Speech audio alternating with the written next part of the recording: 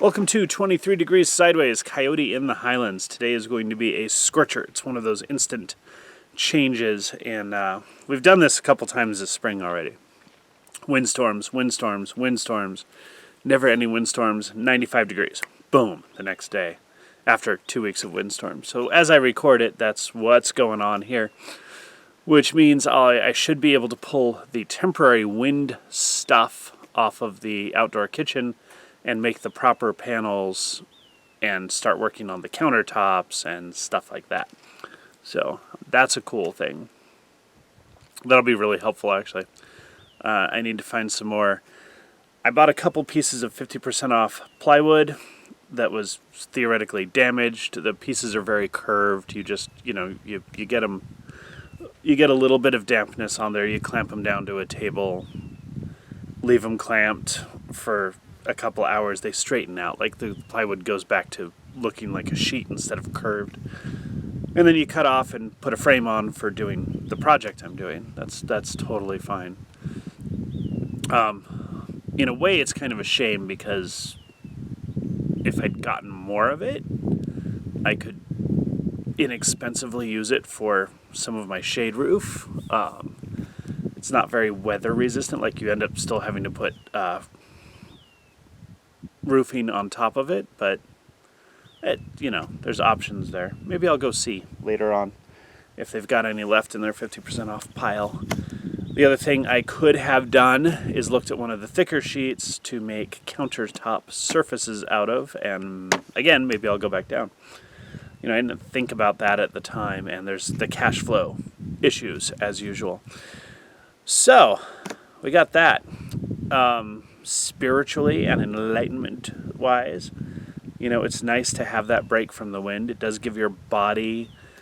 I've beaten my body up working all day in the wind. It takes a little more out of you than you think, especially hydration-wise. So I'm going to have my warm morning water. A little bit of salt. Salts, plural.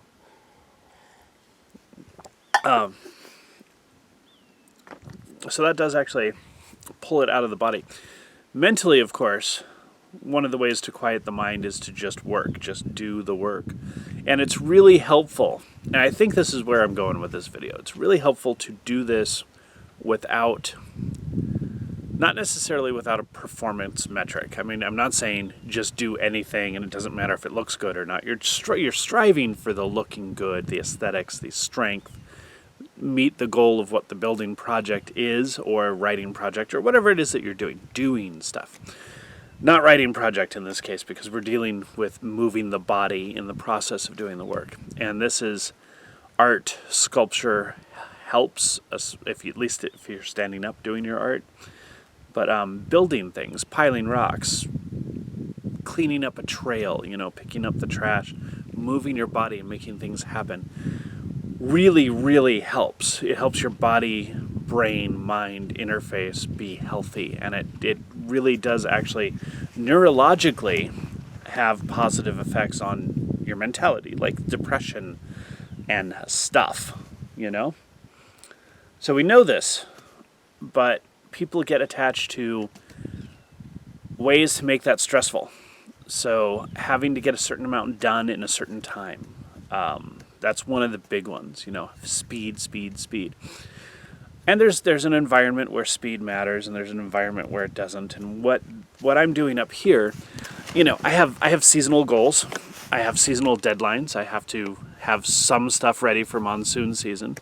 But at the end of the day, if I throw up $40 worth of tarps and just ride it out, then I do. That's what we do. It's not that big a deal. The point, I think, the real point with this is more along the lines of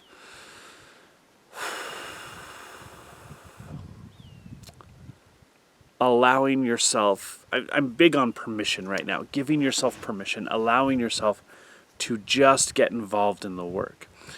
Now, that doesn't mean not paying attention to detail. In fact, it means more attention to detail. It does mean putting away your tools when you're done. It does mean cleaning up your work site. It does mean finishing a cycle. You know, if you do a work cycle and there's something, the bag that this rock came in is there, throw it away, put the stuff away. Like, there's a whole cycle to it, and it's good. Part of what you will find with intuitive right action is that if you're not all muddled up in your brain, you will finish your task. You will go through. You will tend to do that. It's not universal, but you will tend to, and that's a really good thing to keep in mind, and to think about.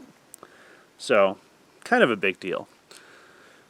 In another aspect of this, giving yourself permission to relax and do the job, to get lost in it, it helps. It helps with your creativity. It helps your health. It helps your mental health, your physical health, your spiritual health, your low stress. Just do it.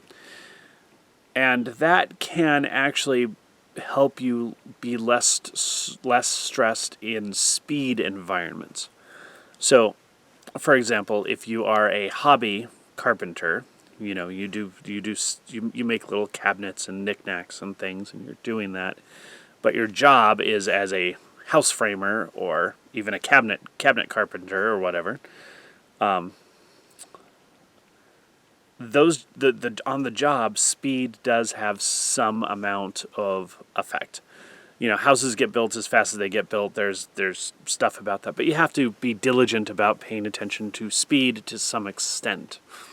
You know, if you're doing concrete, you have to be very diligent about the speed, because the material, you know, if you're a concrete contractor, the material determines some of your speed, right? So there's that. But having the relaxed non-speed focus, the relaxed focus, the focus on relaxation and doing, will help you de-stress or limit the stress that you feel in the speed-oriented environment where speed of work matters. You'll learn to relax and still move quickly just by being allowed to relax. There's a theme here, relax. So that's one of the things that's going on with the building on the property, is that I am getting a lot done some days. I do tend to get frustrated and feel it if I have days where I get zero work done because the errands took too long. That definitely affects me. Like, that has my body, my mind. I can watch my mind start to try to get a little grumpy about stuff like that, especially if it leads into 3, 4, 5 days in a row, which it is about to do. So I got to pay attention to my mind. But yeah, giving yourself the permission and not overdoing perfection is another thing, you know. You have to acknowledge that sometimes you're working within your skill range and that some stuff isn't going to be perfect. That's a big deal. That's a crucially big deal. So pay attention to that.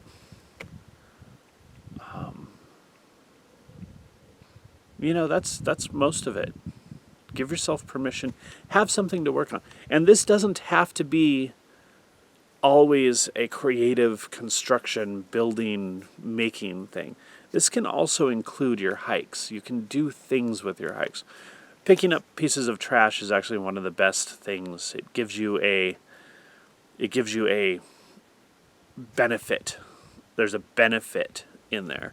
You also get to learn to just accept that you're picking up trash without getting mad at people or feeling something. You don't know the story. You don't know what happened to the trash. You don't know if it blew out of the hand of a 3-year-old kid on the road outside of the park or something. You don't know the story. You know, sometimes you suspect you know the story, but it's a good way to practice a little bit of grace. Picking up trash without blaming people. That's a really good one. You know, I think that some amount of that creation is a really cool thing, and you know, there's different ways to do it. If you have a little backyard, you can make yourself an 8x8 Zen sand garden. That's pretty easy. That's neat and cool. You can you know, work on slowly carving, painting designs on stuff. There's always stuff to do, you know. But I get that for some people, making more stuff means more stuff in your life. And if you're trying to simplify, then maybe that's not always good. So figure out what it is you're doing. Sometimes maybe you're just doing some wabi-sabi. Maybe you're doing some beautification of existing stuff, That's always a good thing too. There's no reason not to stop and make things pretty for the sake of just moving your body and your mind together in the moment. That's the key. Moving your body and your mind together in the moment and making use of humanity's innate creativity, because that's something you got to exercise as well.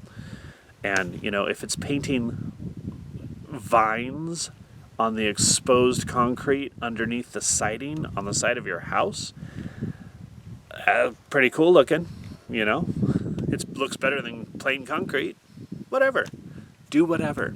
But yeah, try to find something creative or beautification, something to make things prettier, or to, do something that's useful and celebratory, like making an outdoor kitchen with shade cover. This is a useful thing, but it's also celebratory. It makes us happy to have the space, So try it out. Body and mind work together better if the body is moving a little bit. Remember that. And engage your creativity or your grace in one way or another. Make the world a beautiful place and stay sideways.